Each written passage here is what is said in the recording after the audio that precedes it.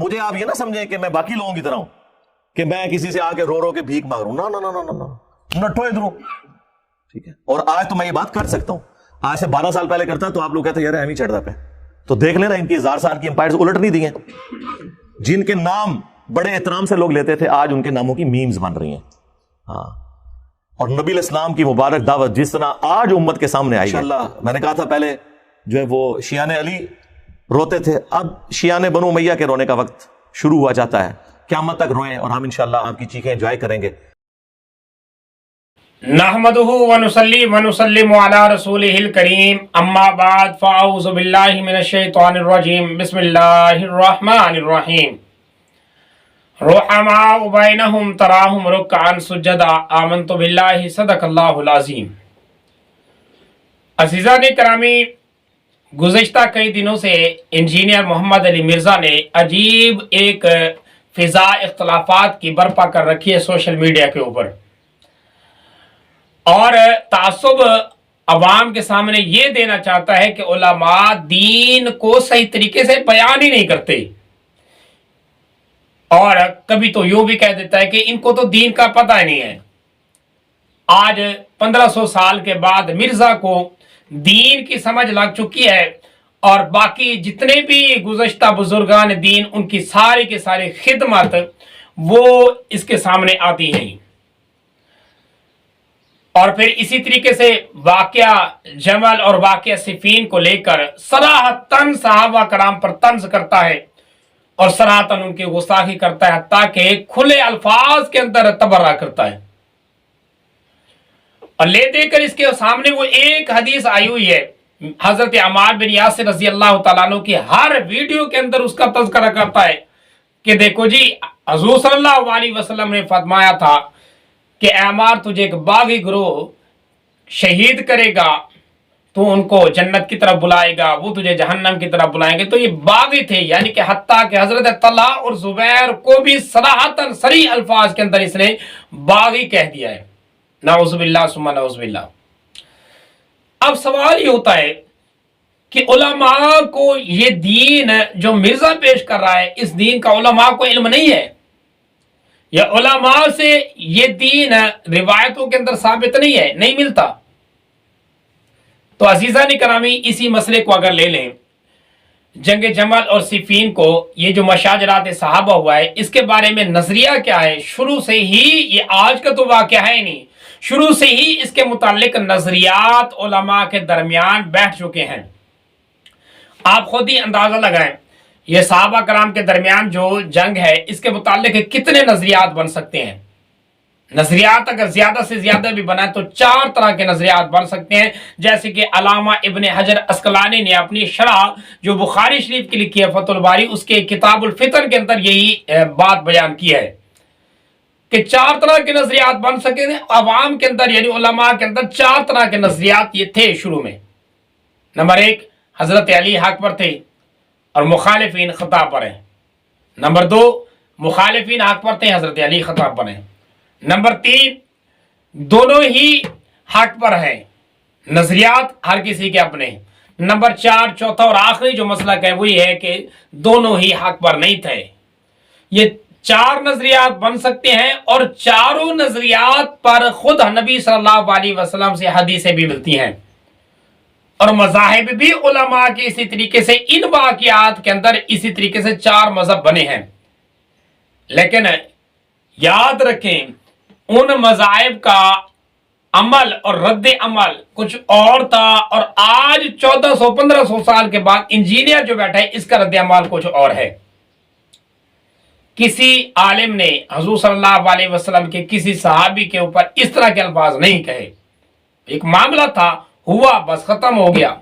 جس طرح کے نبی صلی اللہ علیہ وسلم کے دور کے اندر ہوتے تھے, معاملات ہوتے تھے, اللہ پاک وہی نازل کر کے معاف کر دیتے. تو اسی طریقے سے یہ بھی معاملہ ہوا, پر اس کے بعد توبہ استغفار کی, ہو گیا, معاملات ختم.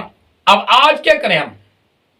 بہرحال اس بات کو ذرا سمجھیں, اللہ کرے یہ بات میں آپ کو سمجھا سکوں کہ یہ 4 جو نظریات ہیں, چاروں نظریات کے اوپر حدیثیں موجود ہیں. اب ہم قرآن سے اگر دلیل لیں تو قرآن کے اندر تو یہ واقعہ ہے نہیں, لے دے کر وہی روایتیں بیان کی جاتی ہیں جو حضور صلی اللہ علیہ وسلم نے بشارت کے طور پر اپنی زندگی کے اندر یہ باتیں بیان کر دی تھی۔ نمبر 1 وہ یہی روایت، حضرت علی رضی اللہ تعالیٰ عنہ حق پر تھے، یہ پہلا مسلک، اور مخالفین خطا پر تھے، جو بھی خطا آپ مانے خطا پر تھے، غلطی پر تھے۔ نمبر 1 حضور صلی اللہ علیہ وسلم کی پہلی دلیل کہ آپ صلی اللہ علیہ وسلم نے فرمایا، وہی روایت حضرت عمار بن یاسر رضی اللہ تعالیٰ عنہ کی کہ وہ جب حضرت صلی اللہ علیہ وسلم مسجد نبوی کے اینٹیں اٹھا رہے تھے اور صحابہ کرام بھی تعاون کر رہے تھے، تو اس وقت حضرت عمار بن یاسر اپنی ننگی پشت کے اوپر اینٹیں رکھ کر جب آتے تو حضور دیکھ کر مسکراتے اور کبھی باسردہ ہوتے اور کہتے کہ عمار وہ وقت کیا ہی ہوگا کہ تجھے ایک باغی گروہ شہید کرے گا، تو ان کو جنت کی طرف بلائے گا، وہ تجھے جہنم کی طرف بلائیں گے۔ یہ حدیث اس موقع پر نبی صلی اللہ علیہ وسلم نے ارشاد فرمائی تھی۔ تو یہ اسی واقعے کے اندر حضرت عمار رضی اللہ تعالیٰ عنہ حضرت علی رضی اللہ تعالیٰ عنہ کی طرف سے تھے اور شہید ہو گئے، تو لہٰذا ثابت ہوا کہ حضرت علی حق پر ہیں اور وہ جو گروہ ہیں وہ حضور صلی اللہ علیہ وسلم کے صحابہ ہونے کے باوجود وہ حق پر نہیں ہیں، خطا پر ہیں۔ اب آ جاتے ہیں دوسری دلیل۔ یہ دوسری دلیل بھی کتابوں کے اندر موجود ہے کہ خود نبی صلی اللہ علیہ وسلم نے ارشاد فرمایا، یاد رکھیں آپ نے فرمایا جہاں فتنوں کے بارے میں آپ نے تائید کی، فتنوں کے بارے میں آپ نے آگاہ کیا، آپ نے فرمایا میری امت کے اندر ایک قریبی 2 فتنے اٹھیں گے، یعنی کہ 2 جماعتیں ہو جائیں گی، فتنے ایسے آئیں گے کہ 2 جماعتیں ہو جائیں گی، 2 گروہ بن جائیں گے۔ پھر آپ صلی اللہ علیہ وسلم نے فرمایا 2 گروہوں میں سے وہ گروہ حق پر ہوگا، یعنی اقرب الحق زیادہ حق پر ہوگا، جو گروہ خوارج کے ساتھ قتال کرے گا۔ تو خوارج کے ساتھ قتال تو حضرت علی رضی اللہ تعالیٰ نے کیا تھا، لہذا حضرت علی حق پر ہیں اور مخالفین خطا پر ہیں۔ تو یہ 2 دلیلیں ہیں پہلے مسلک پر، یعنی پہلے مذہب پر حضرت علی حق پر ہیں۔ اب آ جاتے ہیں دوسرا مذہب کہ جو لوگ یہ کہتے ہیں کہ حضرت علی رضی اللہ تعالیٰ عنہ کے جو مخالف حضرت معاویہ رضی اللہ تعالیٰ عنہ ان کے جماعت کے لوگ حق پر ہیں، وہ بھی دلیلیں دیتے ہیں۔ وہ مکمل روایات جو خود نبی صلی اللہ علیہ وسلم نے شام اور شام کے فضائل کے اندر بیان کیے، اہل شام کے متعلق حضور صلی اللہ علیہ وسلم نے بیان کیے، چونکہ یہ جماعت جو تھی یہ شامیوں کی جماعت تھی اور ان کے مقابلے میں عراقی تھے، یہ جو حضور صلی اللہ علیہ وسلم کے صحابہ تھے۔ اب کیا ہے، اب آئے حضور صلی اللہ علیہ وسلم کی احادیث کی طرف۔ آپ صلی اللہ علیہ وسلم نے فرمایا، فتنوں کی جہاں تذکرہ آپ نے کیا، آپ نے فرمایا کہ میرے بعد اتنے فتنے ہوں گے، اتنے فتنے ہوں گے، حتیٰ کہ ہر جگہ پر فتنے نمودار ہوں گے، لیکن ہمیشہ شام والے جو ہوں گے وہ حق پر ہوں گے اور قرب قیامت تک ان کے اندر ایمان باقی رہے گا اور ان کے اندر حق بھی باقی رہے گا۔ تو اس سے ثابت ہوا کہ شام والے جو ہوں گے وہ فتنوں کے اس دور کے اندر وہ حق پر ہوں گے۔ دوسری دلیل، حضور صلی اللہ علیہ وسلم نے ارشاد فرمایا کہ فتنے برپا ہوں گے، حتیٰ کہ چھوٹی بڑی جماعتیں نکلیں گی اور 2 جماعتیں ہوں گی، 2 گروہ بن جائیں گے، ان میں سے ایک گروہ شام والا ہوگا، ایک گروہ عراق والا ہوگا۔ تو ایک صحابی حضرت عبداللہ بن حوالہ رضی اللہ تعالیٰ عنہ وہ کہتے ہیں کہ نبی صلی اللہ علیہ وسلم میں اگر ان گروہوں کو پاؤں تو کس گروہ کے ساتھ ہو جاؤں؟ آپ نے فرمایا شام والوں کے ساتھ ہو جانا۔ تو اس دلیل کے ساتھ بھی یہ ثابت ہوتا ہے کہ جو شام کے لوگ تھے یعنی حضرت معاویہ وہ حق پر تھے۔ اب ان کے پاس بھی دلیلیں خود فرمان نبی صلی اللہ علیہ وسلم کے ہیں۔ اب آ جاتے تیسرا مسلک جو کہتے ہیں کہ دونوں ہی حق پر تھے، ان کے پاس بھی دلیل ہے، خود نبی صلی اللہ علیہ وسلم کا فرمان ہے۔ ایک روایت بیان کروں گا، حضور صلی اللہ علیہ وسلم نے فرمایا کہ میرے بعد فتنے اٹھیں گے، حتیٰ کہ گروہ بندے ہوں گے، جماعتیں ہوں گی، میری امت کے اندر 2 بڑے فرقے بن جائیں گے، اور پھر انہی کے بارے میں نبی نے ارشاد فرمایا ان دونوں کی دعوت بھی ایک ہوگی، ان کی دعویٰ بھی ایک ہوگا، ان کی دعوت بھی ہوگی۔ یہ حضور صلی اللہ علیہ وسلم کے الفاظ آتے ہیں۔ اب جو دعوت آپ حضرت علی رضی اللہ تعالیٰ کے بارے میں کہتے ہیں وہی حضرت معاویہ رضی اللہ تعالیٰ کو تھے، تو لہٰذا دونوں گروہ حق پر تھے۔ اور اسی مسئلہ کی طرف بھی کئی سارے صحابہ گئے ہیں۔ پھر آ جاتے ہیں تیسرا مسئلہ کیا ہے، یعنی چوتھا مذہب یہ ہے کہ دونوں ہی حق پر نہیں ہیں، یعنی ان کو چھوڑ دو، ان کے پاس بھی دلیلیں ہیں۔ خود نبی صلی اللہ علیہ وسلم کے وہ فرامین جیسے کہ مسلم کے اندر روایتیں آتی ہیں کتاب الفتن کے اندر کہ آپ صلی اللہ علیہ وسلم نے بیان کیا کہ میرے بعد فتنے اٹھیں گے، حتیٰ کہ اتنے فتنے اٹھیں گے، تو آپ نے فرمایا اس فتنوں کے دور کے اندر جماعتیں ہوں گی، لڑائیاں ہوں گی، ان کے دور کے اندر کیا جو ہوگا بیٹھنے والا وہ چلنے والے سے بہتر ہوگا، جو چلنے والا ہوگا وہ دوڑنے والوں سے بہتر ہوگا۔ اشارہ کر دیا نبی صلی اللہ علیہ وسلم نے کہ جو بندہ ان فتنوں سے ہٹ کر اپنی زندگی آرام سکون کے ساتھ گزارے گا وہی بہتر ہوگا۔ تو لہٰذا اس کے بارے میں صحابہ کرام کے نظریات تھے۔ خود اسامہ بن زید رضی اللہ تعالیٰ عنہ انہی گروہ میں تھے، یعنی نہ حضرت علی کے ساتھ تھے نہ حضرت معاویہ کے ساتھ تھے۔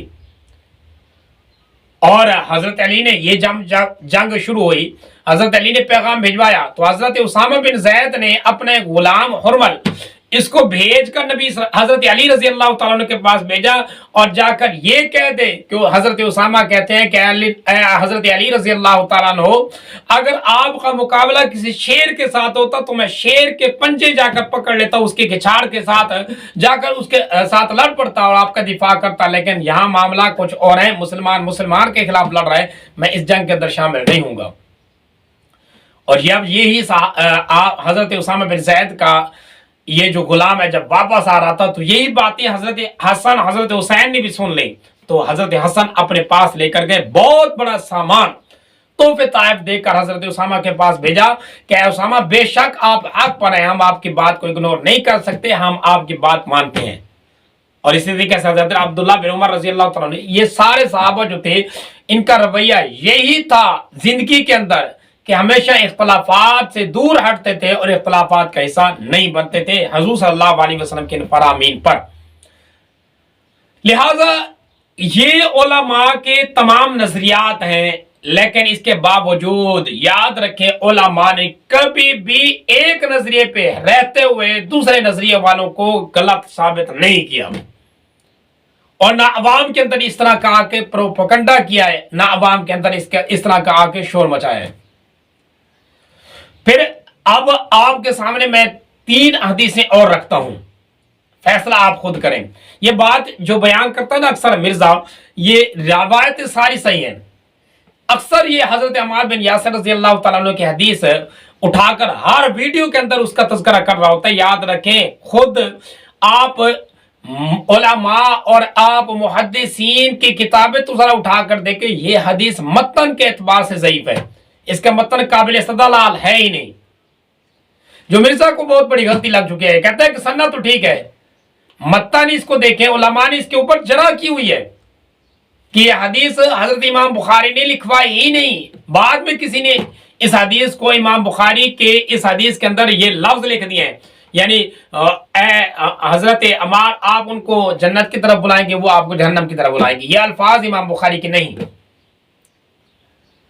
اور اسی طریقے سے اس کے متن سے تو استدلال علماء نے کہا ہے ہوگا ہی نہیں۔ کیوں؟ اس وجہ سے کہ اگر آپ بالفرض مان بھی لیں یہی حدیث کے مطابق، اگر نظریات آپ باندھ لیں کہ حضرت علی رضی اللہ تعالیٰ عنہ یہ تو ٹھیک ہے جنت والا گروہ، یعنی ان کے مخالف جو کھڑے تھے وہ سارے جہنم والے ہیں، تو پھر آپ اٹھا کر دیکھیں حضرت مصنف ابن ابی شیبہ یہ کتاب اٹھا کر دیکھیں، چیپٹر کھولیں واقعہ صفین کا، اس کے اندر حضرت علی رضی اللہ تعالیٰ عنہ کی صحیح حدیثیں صحیح سند اور صحیح متن کے ساتھ آپ کو ملے گی جب حضرت علی رضی اللہ تعالیٰ عنہ بیان کرتے تھے اس واقعات کو۔ نمبر 1 میں 4 روایتیں بیان کروں گا۔ پہلی بات کہ حضرت حسن رضی اللہ تعالیٰ عنہ سے روایت ہے، وہ فرماتے ہیں جب یہ معاملہ ہوا جنگ جمل جب ہوئی، جنگ جمل ہو گئی، واقعہ ہو گیا، سب کچھ ختم ہو گیا، حضرت علی رضی اللہ تعالیٰ عنہ بہت زیادہ افسوس کرتے تھے، حتیٰ کہ حضرت علی رضی اللہ تعالیٰ عنہ یہ الفاظ یہاں تک کہتے تھے کہ کاش میں اس واقعے سے 20 سال پہلے اللہ کو پیارا ہو جاتا، یہ واقعہ مجھے دیکھنا ہی نہ پڑتا۔ تو اگر یہ حق کو باطل کا مار کا تھا تو حضرت علی رضی اللہ تعالیٰ عنہ کیوں یہ افسوس کر رہے ہیں؟ حضرت علی رضی اللہ عنہ تو حق پر تھی۔